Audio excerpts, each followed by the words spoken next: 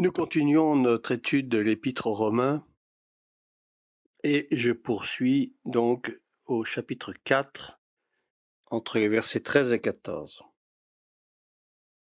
En effet, ce n'est pas par la loi que l'héritage du monde a été promis à Abraham ou à sa postérité, c'est par la justice de la foi. Car si les héritiers le sont par la foi est vaine et la promesse est anéantie. L'apôtre raisonne maintenant sur le principe nécessaire de la promesse de Dieu. Ceci exclut la loi et implique la justice par la foi.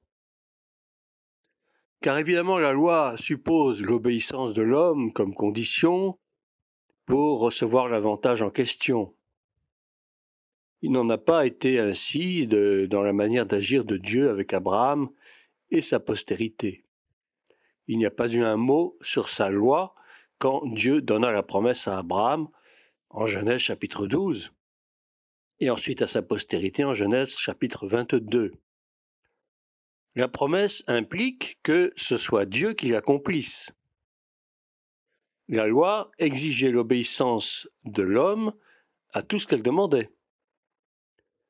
La promesse et la loi sont donc absolument différentes et s'excluent mutuellement, même si chacune est admirable en soi pour le but qui est le sien.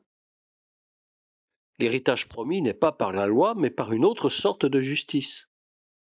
Il était en quelque sorte annexé à la foi, et ceci est si vrai que si ceux qui dépendent de la loi sont héritiers, aucune place n'est laissée à la foi et la promesse est réduite à néant. Versets 15 à 18. Parce que la loi produit la colère, et que là où il n'y a point de loi, il n'y a point non plus de transgression.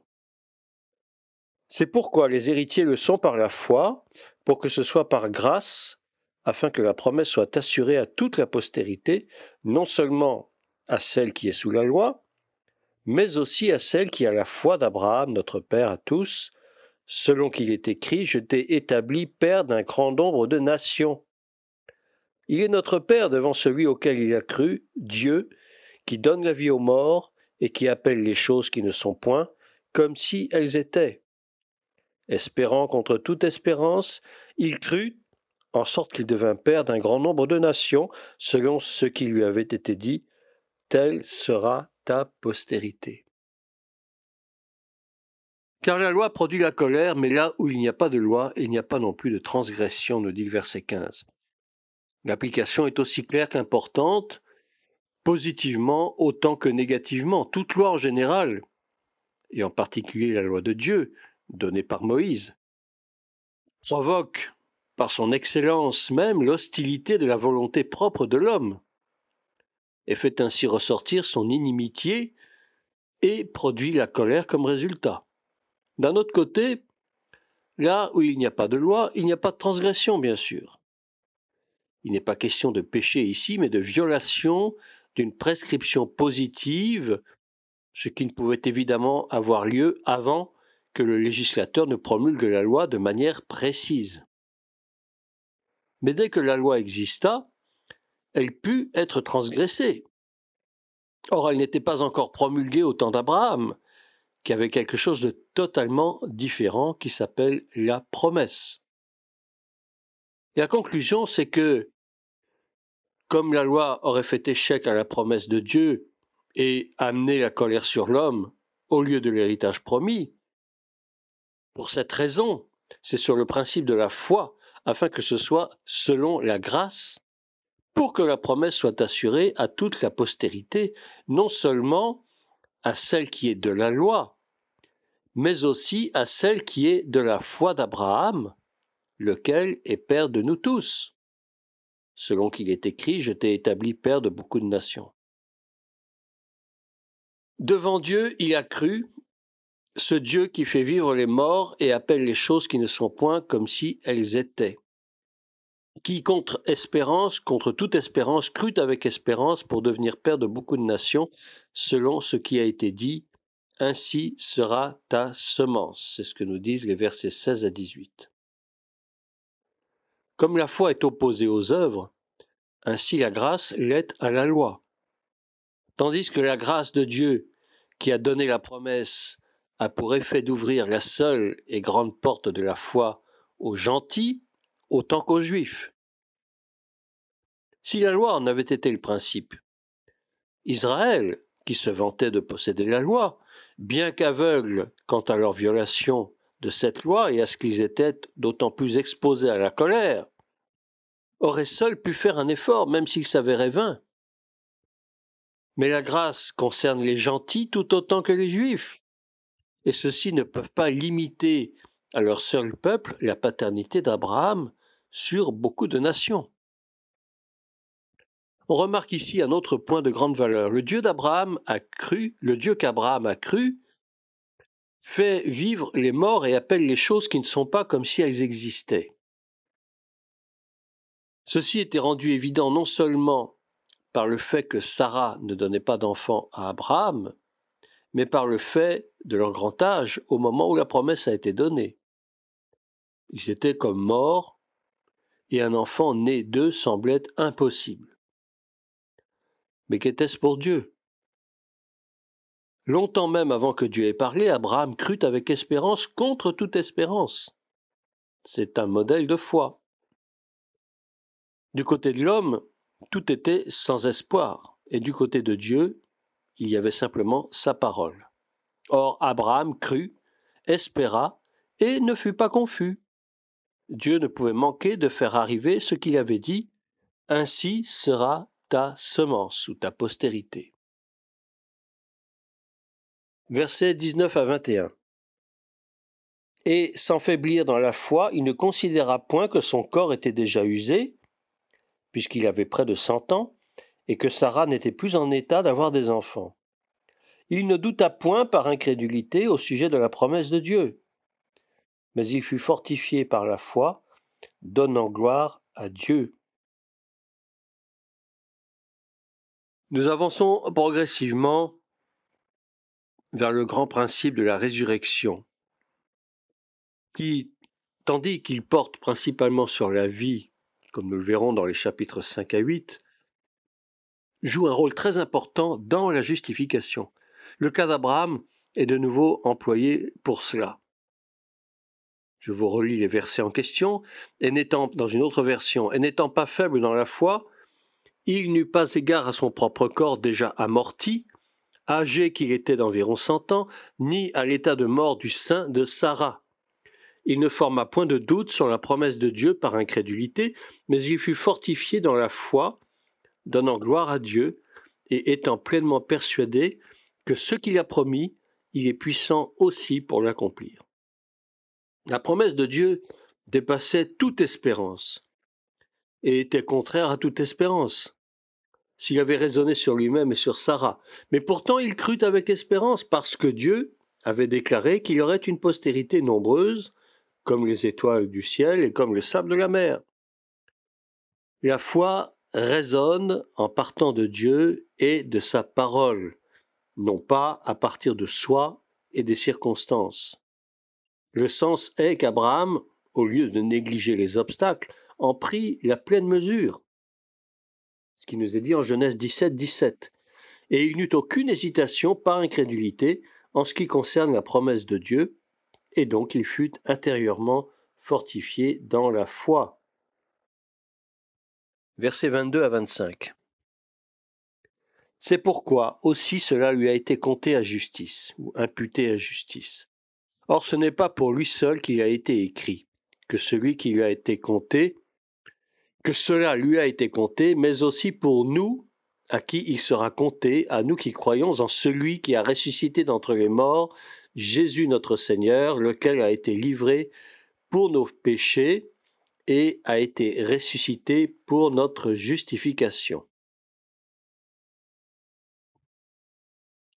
C'est pourquoi il a ressuscité Jésus d'entre les morts et lui a donné la gloire afin que notre foi et notre espérance soient en Dieu, ce que nous dit la première de Pierre au chapitre 1, verset 21. qui corrobore d'ailleurs ce qui précède. Du fait que Dieu est maintenant donné à connaître de cette manière aux croyants, on remarquera que tout se termine ici par notre justification. Au même verset de Romains 3 que nous avons commenté, nous lisons que Dieu est juste et justifiant celui qui est de la foi en Jésus. Car quand nous regardons au sang de Jésus versé en expiation, Dieu a nécessairement un caractère judiciaire. Les péchés doivent être jugés selon toute la sainteté d'une nature pour laquelle ils sont infiniment répugnants. C'est pourquoi Dieu est donné à connaître comme juste et justifiant le croyant. Mais à la fin de chapitre 4, il ne sera plus question d'une satisfaction juste, vu que cela a été complètement réglé par le sang de Jésus. Il n'en est pas ainsi de la justification. Celle-ci tire une valeur immensément accrue de la résurrection de Jésus, laquelle a glorieusement déployé dans la personne du Sauveur la victoire qui a été gagnée pour nous. Il a été livré pour nos fautes et a été ressuscité pour notre justification. On pourrait dire que c'est notre mer Rouge et non pas simplement notre Pâque. Commençons maintenant, si vous le voulez bien, le chapitre 5. Donc ce sujet si important de la justification a maintenant été pleinement traité tant du côté du sang de Christ versé en expiation que de sa résurrection en tant que opéré à travers la mort dans la puissance de Dieu, c'est-à-dire à la fois négativement et positivement, portant toutes les conséquences de nos péchés et manifestant le nouvel état dans lequel il se tient devant Dieu. Dans la première moitié du chapitre 5 que nous allons aborder maintenant, l'apôtre tire les conséquences de la justification. À partir du verset 12, nous le verrons, il aborde une nouvelle partie de son sujet qui va jusqu'à la fin du chapitre 8 et qui est pratiquement un appendice à ce qui précède. Prenons déjà Romains 5, versets 1 à 11. Étant donc justifiés par la foi, nous avons la paix avec Dieu par notre Seigneur Jésus-Christ, à qui nous devons d'avoir eu par la foi accès à cette grâce dans laquelle nous demeurons fermes et nous nous glorifions dans l'espérance de la gloire de Dieu. Je n'ai lu que les 2 premiers versets. La paix avec Dieu que nous avons est le premier résultat notable de la justification. Notre état précédent était l'inimitié et la guerre contre Dieu. Mais maintenant qu'il nous a justifiés par la foi de Christ, nous pouvons regarder en arrière à tout le passé si humiliant pour nos âmes, et malgré cela nous avons la paix avec Dieu. C'est une erreur de confondre cette paix avec Dieu avec la salutation apostolique ordinaire qui souhaite aux saints la grâce et la paix de la part de Dieu. Nous avons continuellement besoin de cette grâce et de cette paix, et nous en ressentons d'autant plus le besoin que nous avons la paix avec Dieu. Cette paix de Dieu dont parle l'apôtre plus loin en Philippiens 4 est également tout à fait autre chose, et d'elle aussi le chrétien a besoin dans ses circonstances journalières, tandis qu'il jouit de la paix avec Dieu quant à son état, malgré le sentiment profond de sa culpabilité passée. Il peut ne pas avoir de paix, la paix de Dieu gardant son cœur et ses pensées dans le Christ Jésus. Il peut être grandement éprouvé et tourmenté par son anxiété à l'égard de tel ou tel sujet. Si pour ceci ou cela il manque de faire connaître ses requêtes à Dieu par la prière, la supplication avec des actions de grâce, il manquera assurément de jouir de la puissance de sa paix qui le garde. Ceci diffère donc de manière indiscutable de la bénédiction primaire qui est le fruit de la justification et dont l'apôtre traite dans son épître aux Romains comme étant la portion commune de tous les croyants.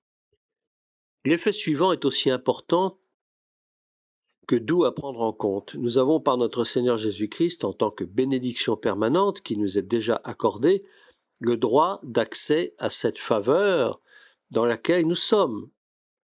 Si le premier effet était en rapport avec tout ce que nous avions fait dans notre hostilité passée envers Dieu, ce second effet concerne notre position effective et le sentiment qui règne là où nous nous tenons.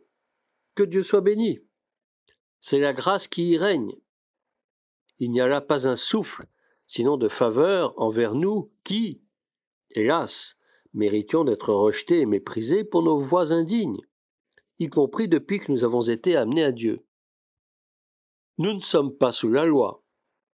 Ce serait déchoir de la grâce, le surprécurseur de la chute dans le péché, ainsi que du reniement du Sauveur et de sa précieuse rédemption et de notre propre bénédiction. L'accès que nous avons eu par notre Seigneur Jésus-Christ est dans la grâce, la vraie grâce de Dieu, et c'est là seulement que nous sommes établis. Partout ailleurs, nous ne pouvons que déchoir de tout bien et tomber dans tout ce qui est mauvais. Il y a encore un troisième résultat qui ne doit pas être négligé. Plus le privilège est grand, moins on peut supporter l'idée qu'une telle bénédiction soit réduite à néant. Or, tout doit être réduit à néant si les riches effets de la justification dépendent de nous. Mais ce n'est pas le cas. Ils nous viennent par la foi et ils reposent sur Christ, par qui seuls ils sont notre portion. Ce n'est pas une part temporelle, comme la jouissance d'Éden pour Adam, ou la possession de Canaan pour Israël. Ils sont assurés par celui qui est mort pour nos péchés et qui est ressuscité d'entre les morts. Peut-il, lui, perdre les bénédictions qu'il nous a ainsi gagnées? Nous non plus. Pour qui les a gagnées? Pour qui il les a gagnées? Nous ne pouvons davantage les perdre. C'est pourquoi nous pouvons regarder vers l'avenir avec joie. C'est avec autant de certitude que nous sommes dans la grâce présente de Dieu et que même nous nous glorifions dans l'espérance de la gloire de Dieu. Il ne convenait pas à notre Dieu d'offrir moins que cela devant nous. Il veut que nous soyons avec Christ et comme Christ dans sa propre gloire. Envers nous qui croyons, il traite du passé, du présent et du futur selon ce que mérite notre Seigneur Jésus-Christ et son éternelle rédemption. S'il faut que la justice soit la justice de Dieu, non pas celle de l'homme, s'il faut que la justice divine soit le point de départ, il n'est pas étonnant que la grâce de Dieu soit le terrain sur lequel nous sommes, et que la gloire de Dieu soit la seule espérance adéquate si nous considérons aussi bien la personne que l'œuvre du Sauveur. Puissions-nous donc nous glorifier de cette gloire et de lui-même. Il nous a donc été montré que l'âme qui croit jouit des résultats d'une justification absolue et complète. Voilà donc un fondement admirable. Mais ce n'est pas tout. Dieu veut bénir le croyant selon ce qui est dans son cœur, mais avec la pleine considération des circonstances par lesquelles il passe. Et c'est de celle-ci que l'apôtre peut parler, maintenant qu'est clarifiée la source qui va du point de départ jusqu'au but de la gloire de Dieu, dont l'espérance fait exulter le cœur. Néanmoins, nous sommes encore dans un lieu d'épreuve. Nous sommes dans le désert, bien qu'à l'abri du sang de l'agneau et rachetés de l'Égypte et de son prince. En effet, à proprement parler, ici-bas, nous sommes par-dessus tout mis à l'épreuve, là où il n'y a aucune ressource apparente ici-bas. Dieu nous appelle à dépendre de lui et à nous confier en lui. Or, ici-bas, l'ennemi cherche spécialement à nous faire murmurer dans l'incrédulité, tant en ce qui concerne le voyage que l'espérance au bout du voyage. L'Égypte est la maison d'esclavage. Le désert est la scène de la tentation. Le pays entraîne le conflit avec les puissances des ténèbres. Les deux premiers versets nous supposent hors d'Égypte, regardant en avant et anticipant joyeusement la montagne de l'héritage de l'Éternel, le lieu qu'il a préparé pour être son habitation. Et c'est ce que nous dit Exode chapitre 15, verset 17. Mais entre-temps, il n'y a rien que du désert tout autour. Nous glorifions-nous dans l'espérance malgré cela? Assurément. Et non seulement cela, mais aussi nous nous glorifions dans les tribulations, dit le verset 5. Ceci, la chair ne peut jamais le faire. La chair peut affecter une insensibilité stoïque, mais la foi seule nous donne de triompher tout en accroissant notre sensibilité. Ici, cependant, il y a un processus auquel nous avons besoin de faire attention. Quand nous espérons la gloire de Dieu, nous nous glorifions directement. Il n'en est pas ainsi avec nos tribulations. Nous devons nous glorifier en elles, et nous le faisons, mais ce n'est pas direct. C'est le fruit de l'appréhension intelligente du but de grâce de Dieu dans ses afflictions. C'est pourquoi l'apôtre se met à expliquer comment nous sommes amenés ainsi à traverser le jugement de la nature. Nous nous glorifions, dit-il, dans les tribulations. Je reprends le verset 5.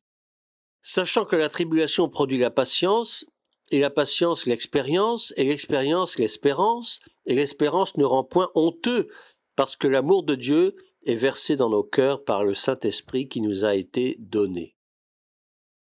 Tel est le chemin brillant du chrétien, déjà ici-bas, parce que Christ est devant le cœur.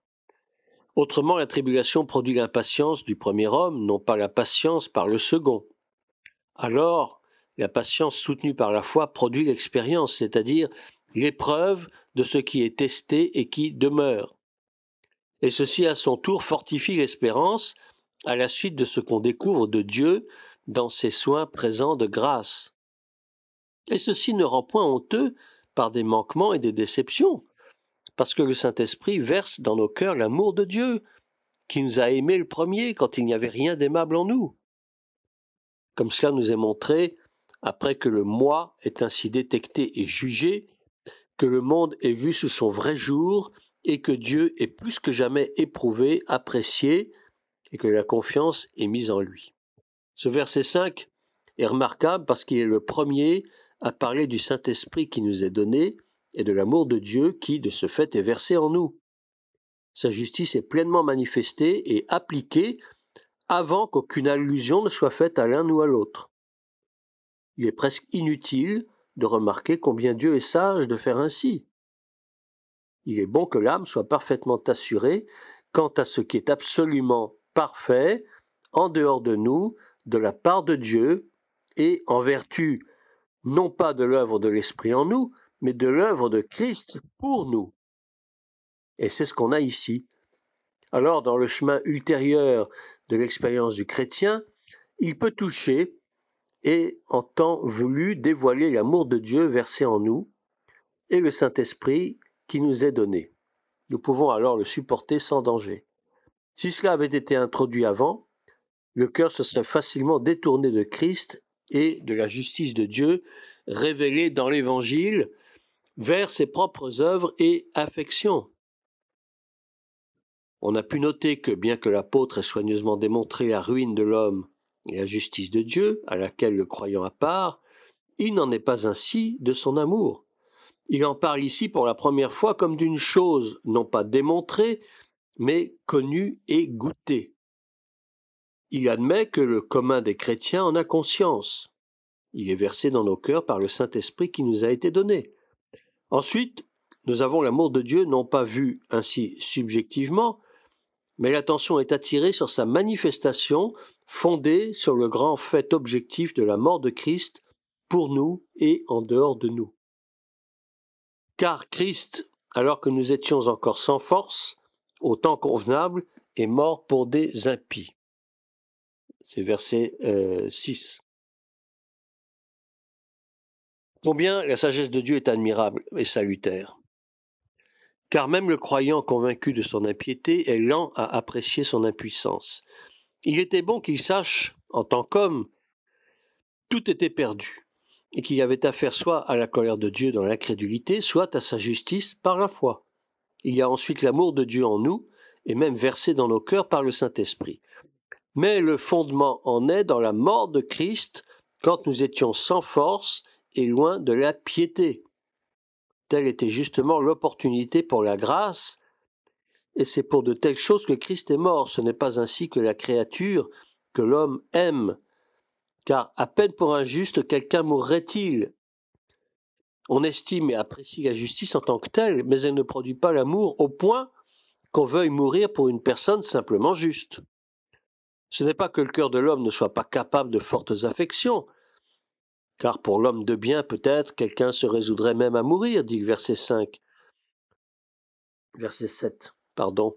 Nul parmi les fils d'Adam ne pourrait surpasser un pareil amour. On ne voudrait guère mourir pour une personne juste quelconque, simplement parce qu'elle est juste. Mais cela se pourrait pour un homme bon, connu, dont l'excellence a agi puissamment sur le cœur d'autrui.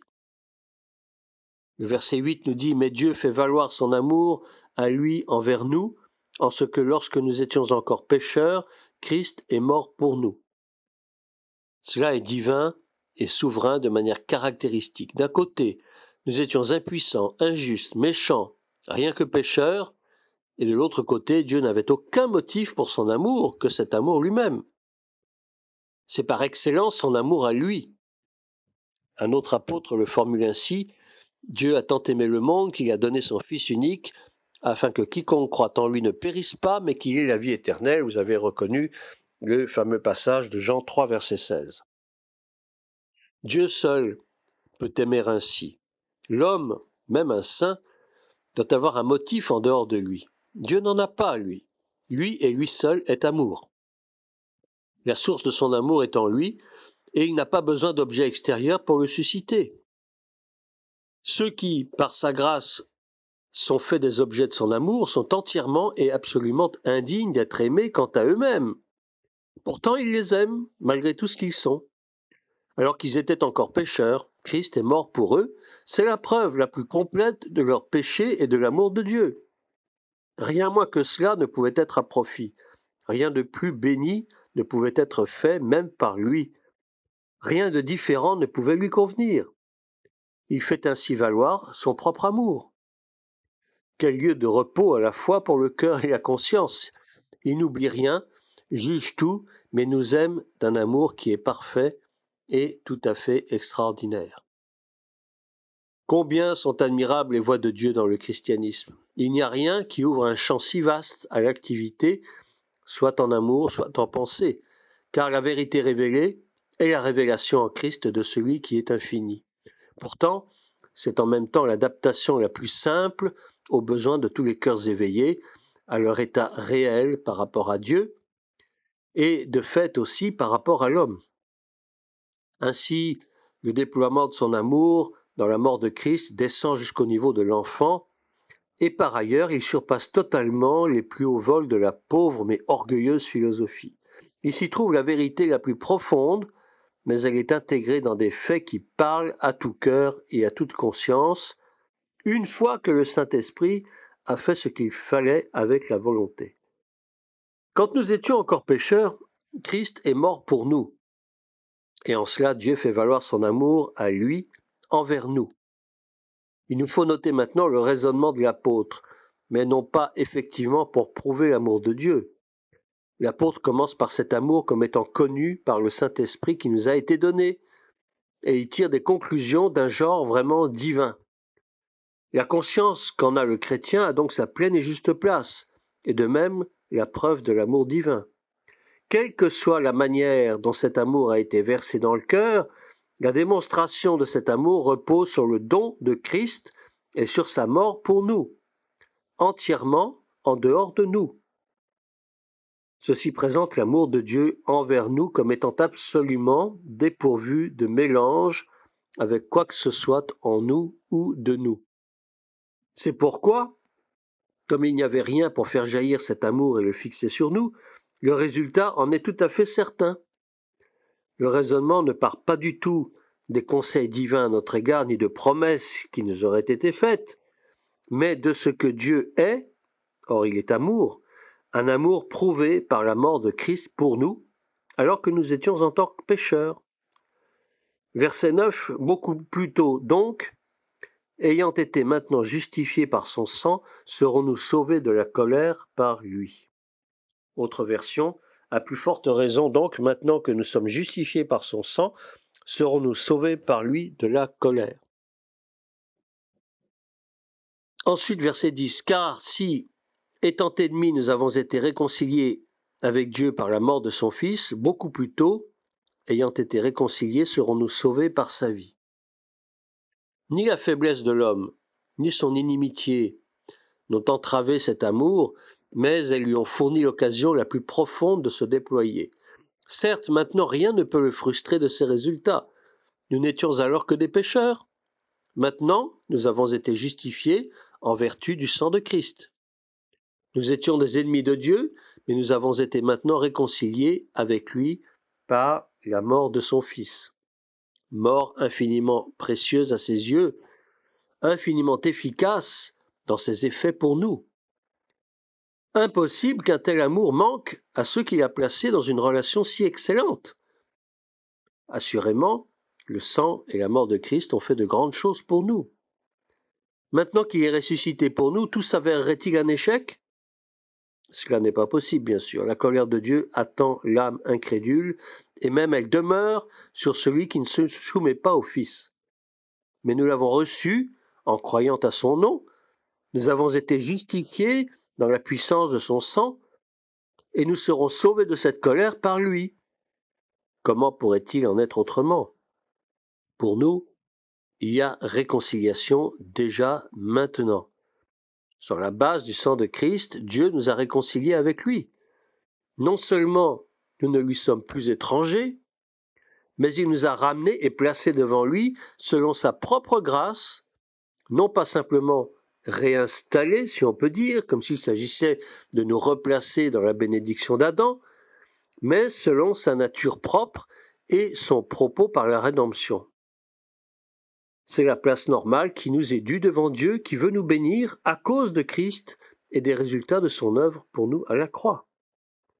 Dieu réconcilie l'homme, le croyant est réconcilié, et ceci par la mort de son Fils. Il y avait son amour propre sans limite en Christ. Néanmoins, même cet amour n'aurait pas pu suffire à lui seul pour traiter ce cas. Aucun amour par lui-même ne pouvait nous sauver de sa juste colère, nous qui étions ennemis. La mort de Christ met tout à la place qui lui revient et réconcilie tout. Ni la colère du côté de Dieu, ni l'inimitié de notre côté ne sont ignorées. Christ a versé son sang et est mort. Le croyant est justifié et réconcilié. Et l'amour de Dieu, qui a ainsi opéré en Christ et pour nous, doit encore avoir en perfection les résultats de son propos de grâce. S'il nous a justifiés par la mort de Christ quand nous étions méchants et rebelles, combien plus serons-nous sauvés par sa vie, maintenant que nous sommes dans une relation nouvelle et sainte, où tout est assuré pour nous, par et avec Dieu. Mais comme croyants, il y a encore autre chose dont nous nous glorifions en vertu de la mort et de la résurrection de Christ, et c'est quelque chose d'infini, bien que nous en goûtions quelque chose déjà maintenant. Ce n'est pas simplement se glorifier maintenant dans l'espérance de la gloire de Dieu, ni dans nos tribulations, en considérant le but du Seigneur en elles et le profit qui en résulte en attendant. Ceci a donné lieu à un déploiement très béni de ce que Dieu est. Son amour est versé en nos cœurs par le Saint-Esprit qui nous a été donné. Il fait valoir son amour pour nous, en ce que, alors que nous étions encore pécheurs, Christ est mort pour nous. Des conséquences en sont tirées, mais elles ne proviennent pas de conseils de Dieu à notre sujet, mais de ce qu'il est et de ce qu'il a fait pour nous quand nous étions dans nos péchés. Il n'y avait pas de motif ailleurs qu'en lui-même. Les objets de son amour étaient des pécheurs, tout simplement. C'est pourquoi nous exultons dans bien plus que ses voies envers nous, ou dans le glorieux résultat que nous espérons. Verset 11.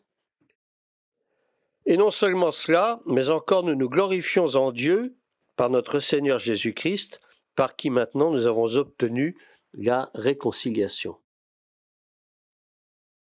Nous exultons en Dieu. Nous ne pouvons pas aller plus haut. Nous nous glorifions en cela par notre Seigneur Jésus-Christ, qui nous a donné les dons les plus excellents. Mais mieux que tout, il s'est donné lui-même.